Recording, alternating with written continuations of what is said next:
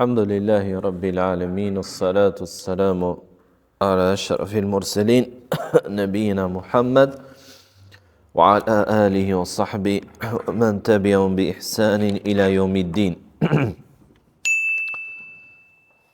Hadithi I radhës tek tema e rias, syefajsis, që është e kundërta e ikhlasit, sinqeritetit për Allahun.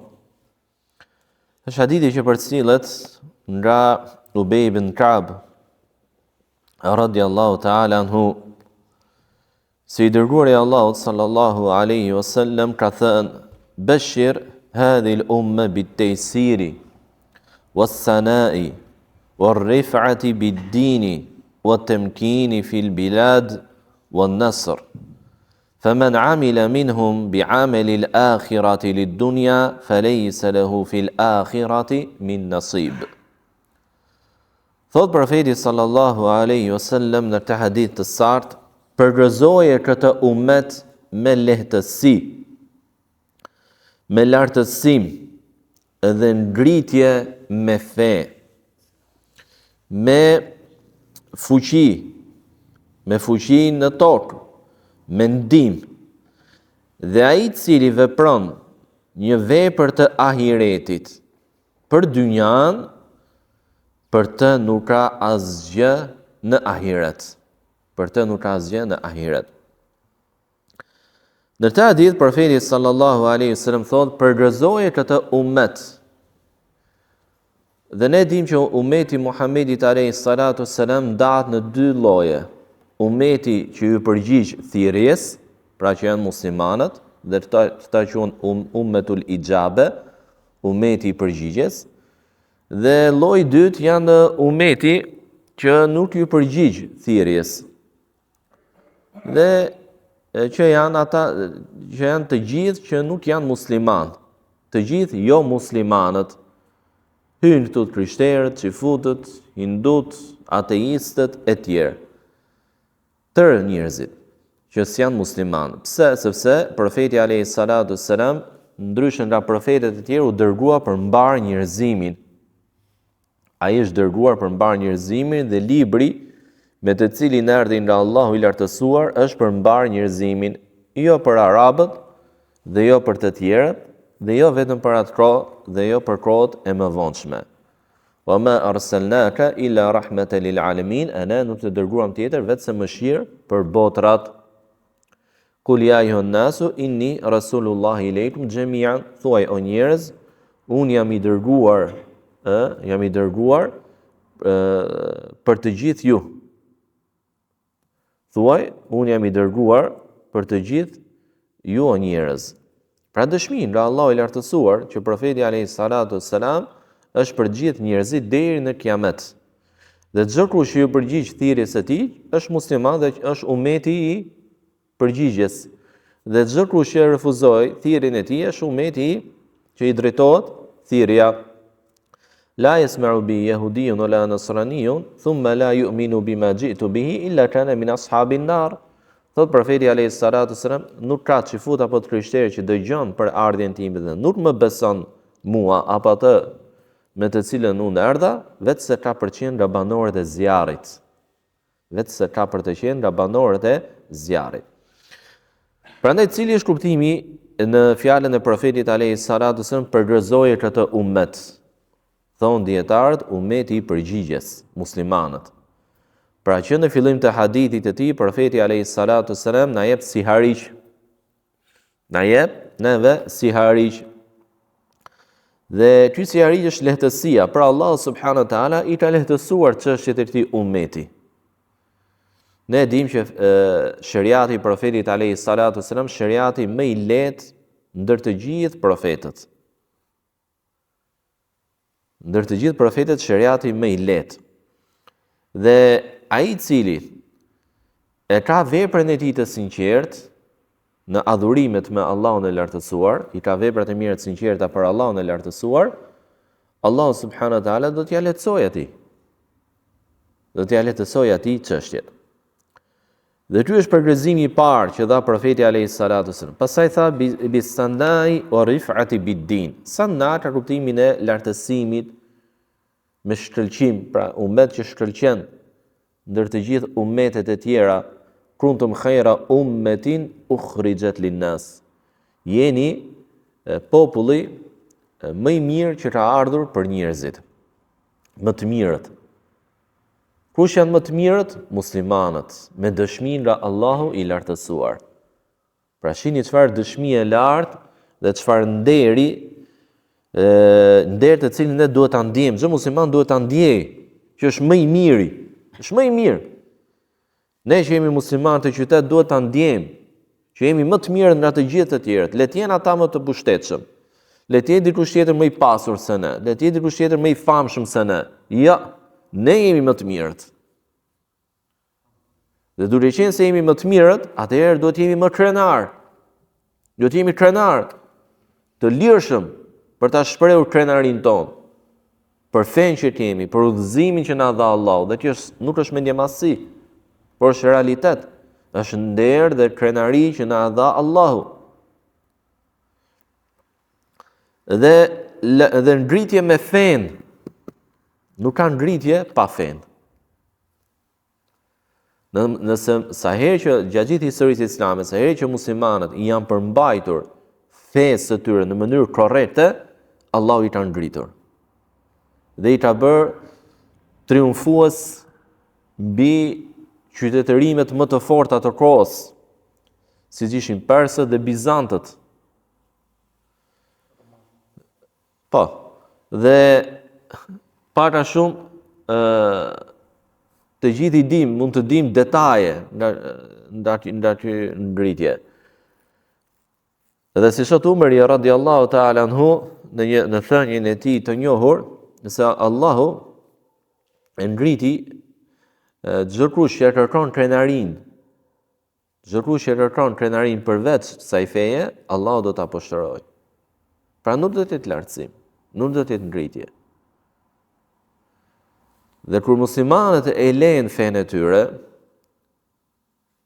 nuk është thënë ta lejnë totalisht, por edhe një pjesë të konsiderueshme të fesë, duke filluar me ligjet, që është shumë e rëndësishme, me akiden, që është parsorja, me obligimet ndaj Allahut, me bërtisjen e harameve e tjerë, do t'i kapin në çmimi.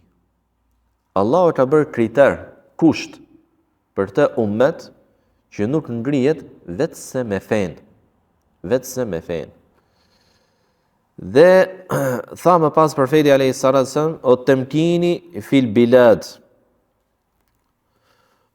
me fuqi në tokë, për janë të fuqishëm muslimanët, kur janë kapur për fenë e Allahut, e zbatojnë islamin me korrektësi, e kanë islamin pjesë të jetës së tyre, si popull, si individ, si shtet, e tjerë, atëherë janë të fuqishëm. Wan nasr, dhe me ndihmë. Pra Allah subhanahu wa taala do të ndihmojë kur ata çlirojnë vende. Pse themi nuk pushtojnë, por themi çlirojnë. Sepse kur muslimanët sulmojnë një vend idhujtar, një vend pa besimtarësh, ata vinë me një hajër të madh, vinë me udhëzimin nga Allahu. Ndryshe nga pushtimet e perandorive të mëparshme, por edhe të sotme, të shteteve të mëdha, që kanë si qëllim platështitjen, azjesimin, kolonializimin e atij populli, platështitjen e atij vendi, shkatrimin e diçkaje që gjejnë në të që është kundërt me atë që kanë, muslimanët sa herë që sulmonin një vend, vendosin në të drejtësinë. Dhe drejtësia më e madhe që vendosnin ishte tauhidi i Allahut. Haku i Allahut. Pastaj me ligjet islame që janë shpallje nga Allahu, vishin drejtësinë midis njerëzve. Dhe thot më pas profeti alayhis salatu sallam, pjesa e hadithit që ka lidhje me temën, ai që vepron një punë të ahiretit për këtë botë, nuk ka për të asnjë shpërblim, asnjë pjesë, asnjë hise në ahiret.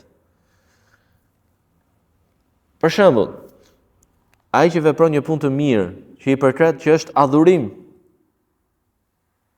adhurim, dhe që merr shpërblime në ahiret, por ai ka si qëllim dynjan. Për shembull, mëson ikën bën për shembull një shkollë fetare islame, universitet islamik për shembull në Medinë, dhe qëllimi i tij nuk është që ta mësoj fen për hir të Allahut, që t'i bëj dobi umetit, t'i bëj dobi vetes së tij, të largojnë nga muslimanët ignorancën, bidatet, gjunafet që janë përhap. Por qëllimi i tij është që me këtë diplomë që merr në kjo shkollë të ketë një punë, një funksion të lartë në administratën shtetërore. Sepse ka vende vëllezër që edhe pse në vendin tonë diploma të tilla në administratën shtetërore nuk kanë vlerë, pothuajse nuk kanë vlerë, ka vende që me diplomën e një universiteti të tillë që përmenda zë dhe poste të larta shtetërore. Dhe ne thjesht jemi duke dhënë një shembull, Ose imam xhamie, merr vesh ai, djali i ri, mbaroi shkollën e mesme, edhe thotë për çfarë të studioj. Edhe shef të ardhurat kush ka më shumë. Shef që imami i xhamisë ka të ardhura shumë. Dhe thonë që s'është reale në vendin tonë, po japim shembuj. Ka të ardhura, ka rroga të mira, ka benefite të tjera, ka kredi, e tjerë, dhe shkon mëson në një shkollë fetare, dhe qëllimi i tij nuk është që me të dituri që merr që është fe, që është adhurim, në vetveten e saj është adhurim, qëllimi i tij është të fitojë këto benefite që u përmendën. Apo mësues Kurani. Po flasim për vepra që në vetveten e tyre janë adhurim, nuk po flasim për shembull për dituri që i thonë mondane, që i thonë, siç janë për matematikë, për teknologji, për mjekësi, për gjuletërsi e tjerë. Jo. To nëse bëhen për një dynjaje nuk ka problem, sepse çështje dynjaje janë. Janë çështje të lejuara. Dhe nëse i shndron me niyetin e tij, nëse niyetin e tij ka për hir të Allahut që t'i shërbej muslimanëve me ato dituri, kur këto dituri janë të lejuara në vetveten e tyre, atëherë shndrohet në adhurim. Por ne po flasim për dituri që është në vetveten e saj është adhurim dhe që është dituria fetare.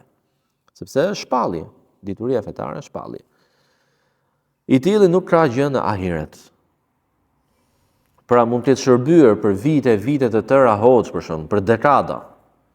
Dhe qëllimi i tij ka qenë rroga e mirë, kredia, apo kredia flasë jo kredi bankar, kredi midis njerëzve, pra që ja dëgjoshin fjalën në shoqëri e tjerë, i bindeshin njerëzit e tjerë, pra kishte reputacion shoqëri, për të s'ka asgjë në ahiret. Ose ai i cili bëhet mufti për dekada të tëra, për t'i vi pensioni, dhe nuk marrim dot persona të caktuar sepse kemi të bëjmë një jetë mbas mësimit pyetjet, inshallah. Është mufti, dhe shef që po tulesh në atë karrige, takon njerëz me rëndësi në shoqëri, kryetar bashkish, politikan, merr benefite prej tyre kur janë zgjedhjet për shembull, vijnë të ardhura, vijnë kontribute financiare të forta, për t'i shërbyer partisë, pushtet apo në jo pushtet. Kur ke një kërkesë apo ke një interes, të hapin portat, sepse je njeri me pozitë e tjerë. I shtel parimet e fesë, i shërben shejtanit dhe jo Rahmanit e tjerë. Ky njeri, edhe pse ka pas një post që mund t'i bënte dobi të madhe Allahut dhe fesë, Allahut ja, billahi lapsus kjo, që mund t'i bënte dobi të madhe fesë Allahut, atëherë i tillë nuk ka pjesë për të në ahiret. Përkundrazi ka dhe ndëshkim. Ka dhe ndëshkim. Allahu na ruaj. Pastaj sjell autori hadithe të cilat janë të ngjashme në kuptimin e tyre, prandaj ne lexojmë vetëm disa pa ndalur tek interpretimi. Thot profeti alayhi salatu wassalam, ai i cili kryen diçka me syefajsi apo me sum'a ka kuptimin e syefajsia është që të shohin të tjerët. Dhe kurse sum'a është që të dëgjojnë për tjerët. Sepse fama nuk arrihet vetëm duke të parë, por edhe duke e përcjell njerëzit çështjen tënde, gojë më goje, shkon vesh me vesh, hapet lajmi, fama e tjerë. Allahu i lartësuar do t'ja shfaqë këtë në ditën e Kiametit, pra do ta nënçmoj përpara të gjitha krijesave, përpara tërë njerëzimit që do të ringjallet, ty i cili e bëri veprën e mirë, jo për Allahun, por për famë, Allahu subhanahu wa taala do t'i japi të kundërtën e asaj që dëshiroi. Të kundërtën e asaj që pati në jetë. Cila ishte fama, Allahu do t'i japi në çmimin. Do ta turpëroj përpara mbar njerëzimit. Dhe hadithi i radhës, nga hadithet e sakta, ta mbyllim këtë temë inshallah, sepse nuk ka shumë, i kalojmë shpejt. Për cilën nga Ebu Said el-Khudri radiallahu ta'ala anhu thotë, njëherë profeti alayhi salatu selam erdhi tek ne ndërkohë që ne po bisedonim rreth Dejjalit. Pra rreth çështjes së tij, fitnes së tij. Dhe profeti alayhi salatu selam u tha, ngjojeni mirë të hadith vëllezër.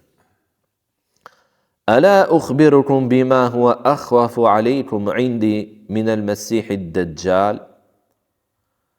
A doni t'ju tregoj juve një gjë për të cilën unë i trembe më shumë për ju, e kam më shumë frikë për ju, se sa vetë fitnja e Dejjalit?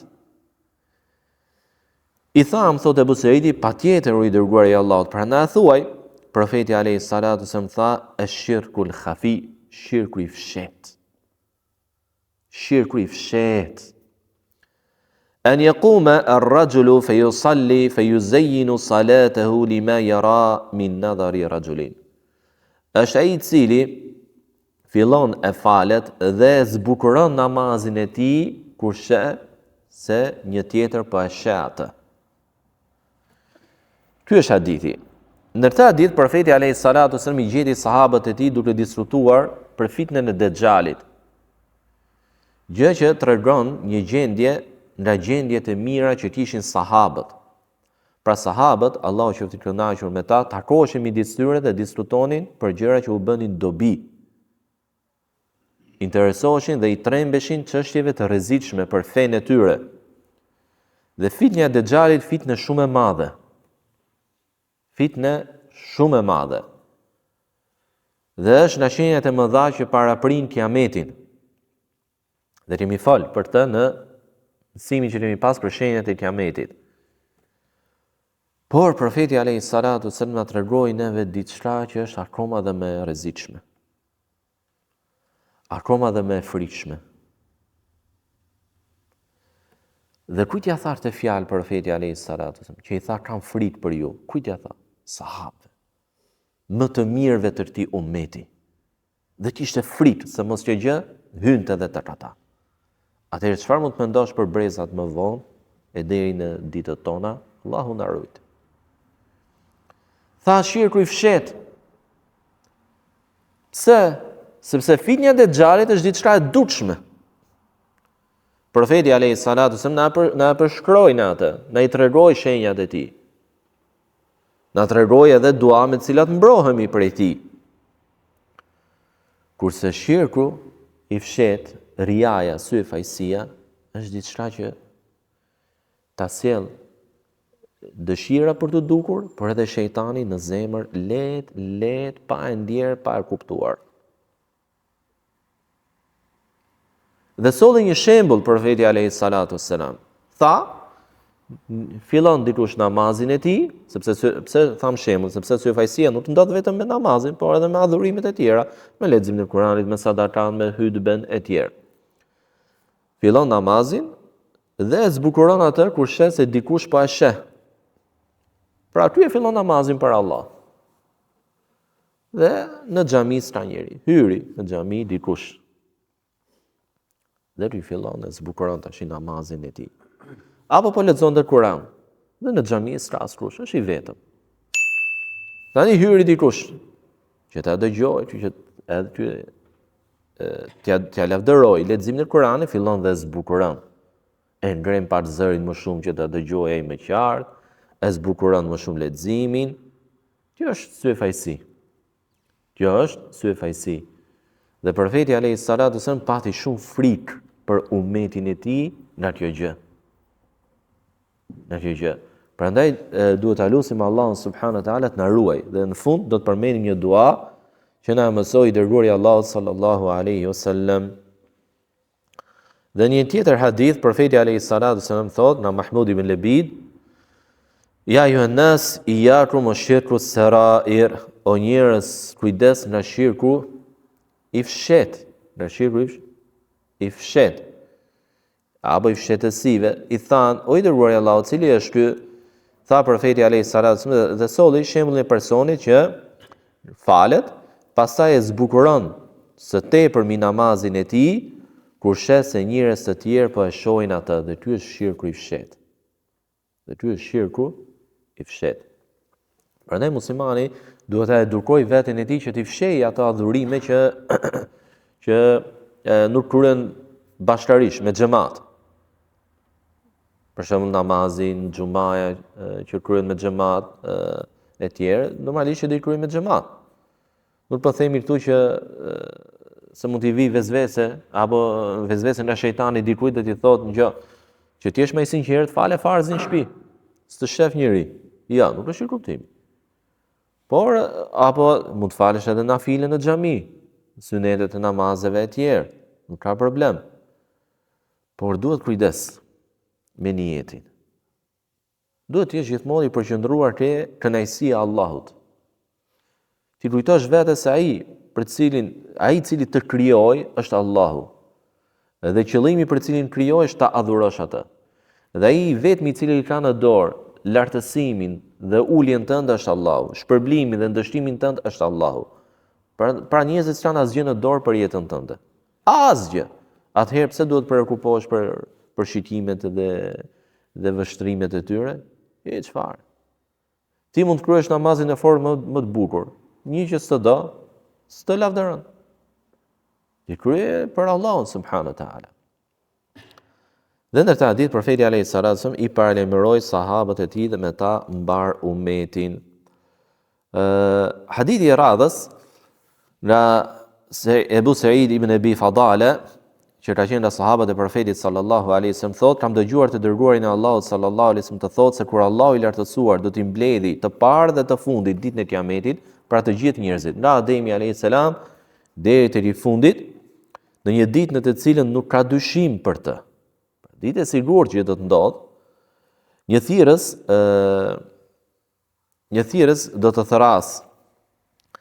Ai i cili ka bërë shirk Allahut në veprën e tij, atëherë të shkoj ta kërkoj shpërblimin tek ata, sepse Allahu nuk ka nevojë për ortak në shirk. Nuk ka nevojë për ortak në shirk.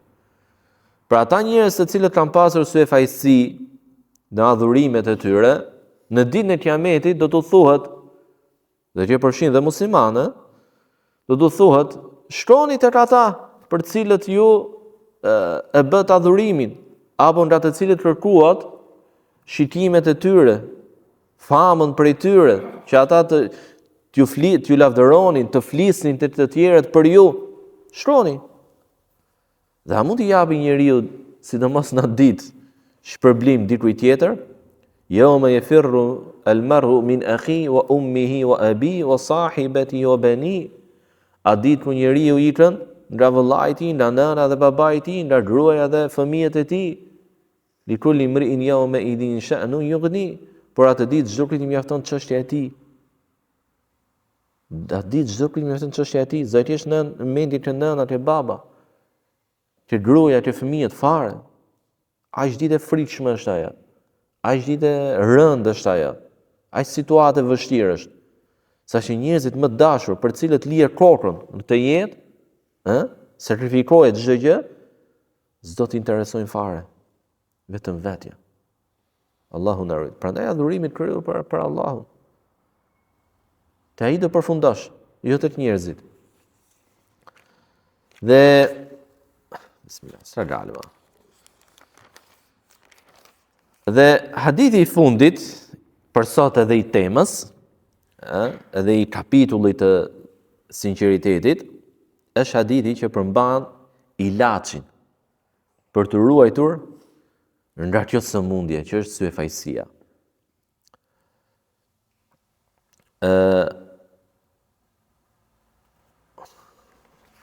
Se kam bërë shënimet e libri edhe e kam zënë ndonjëherë edhe tekstin. Duhet përqendrohemi çik. Për cilët nga Ebu Ali, që ishte nga një antar i fisit Benu Kahil, thot, na mbajti neve Ebu Musa al-Ash'ari radhiyallahu ta'ala anhu, sahabi profetit alayhi salatu një hutbe, edhe tha, o njerëz, kini kujdes nga shirku, sepse ai është më i fshet se zëri i milingronës, debib. Disa dietarë thonë zëri, disa të tjerë thonë gjurma që le pas ajo kur hecën. Është më i fshet se zëri i milingronës apo gjurma e saj.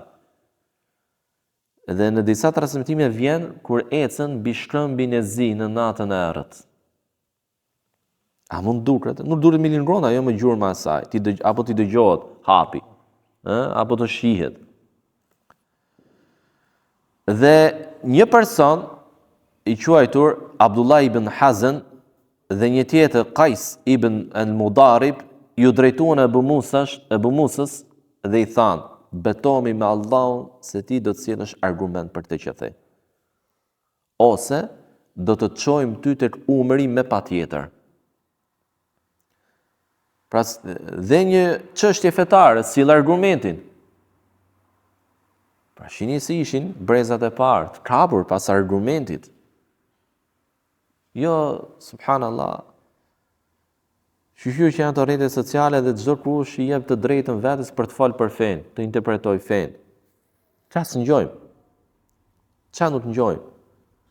Dhe ç'është më e çuditshme njerëz tillë që s'kan bërë, mund të lexojë libra, po s'kan bërë një ditë studim të mirë fillt, të fesë, shajnë dietarët, përçmojnë dietarët, kolosët e ummetit, mbajtësit e fesë, trashëgimtarët e profetit alayhi salatu wassalam. Pyetjen dhe pasimin e të cilëve Allahu na e quajti adhurim për të. Fas'alu ahla dhikr in kuntum la ta'lamun. Pyesin të diturit kur ju nuk dini. Kur ti pyet dietarin që adhuro Allahun, sepse ti zbatua ajetin kuranor. Subhanallah.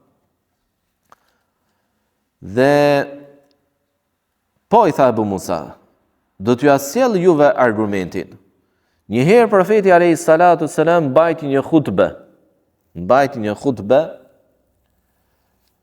dhe tha, o njerëz, keni kujdes nga shirku, sepse ai është më i fshet se sa debibi i milingronës. Fjalën debib tham zërin ose gjurmët ecje së milingronës, sipas interpretimeve që japin dietarët. Dhe i thanë, o i dërguari i Allahut, si mund të ruhemi nga diçka që është më e fshet se sa e zhurma apo gjurma e milingronës? Apo jo, e vështirë. Pra, shumë e rrezikshme. Allahu na ruaj. Është më e fshet se sa kjo gjë, subhanallahu. Prandaj duhet punu fort me zemrën, me sinqeritetin. Zot me kalu në vetë kënaqësi, në siguri të plotë. Tha profeti alayhi salatu wasallam, dhe kjo është një dua që duhet ta di çdo musliman që i ruhet syefajësisë. Thoni, Allahumma inni a'udhu bika min an nushrika bika shay'an na'lamu wa nastaghfiruka lima la na'lam. Në hadithe të tjera, transmetime të tjera vjen dhe ndryshe, po. Tha profeti alayhi salatu wasallam, o Allah, ne të kërkojmë mbrojtje ty, të bëjmë shirk në diçka që e dim dhe të kërkojmë falje ty në atë gjë që nuk e dim. Kjo është një dua që duhet ta mësojmë. Mund ta keni dhe në mburoja muslimanit. Është. Mësojeni inshallah. Fotografojeni që ta keni në celular, ta lexoni vazhdimisht dhe ta mësoni. Ta bëni dua në sejdë.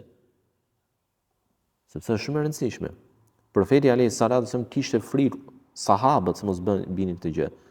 Dhe na përshkrojnë se është më e fshehtë se milin ngrona. Më e padukshme se milin ngrona. Dhe na dha ilaçin. Dhe kjo është një dhuratë e madhe nga profeti alayhi salatu wasalam. Kështu duhet ta konsiderojmë dhuratë e madhe. Një ilaç i fortë dhe efikas për të mbrojtur nga syefajësia. Dhe që është duaja. Të kërkosh Allahut subhanahu wa taala, sepse në një rrezikshmëri e tillë, në një vepër e tillë kaq e rrezikshme nuk të mbron dot askush përveç Allahut. Prandaj përfundimi i çështjeve është vetëm tek Allahu subhanahu wa taala. Ky është hadithi i fundit i këtij kapitulli.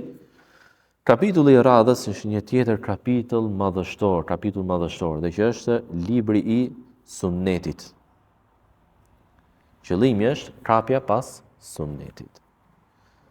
Lutim Allahu subhanahu wa taala t'i pastroj jetët tona, na ruaj neve nga shirku i fshehtë dhe syefajësia dhe shirku i madh. Wa subhanaka Allahumma bihamdik, ashhadu an la ilaha illa anta astaghfiruka wa atubu ilayk.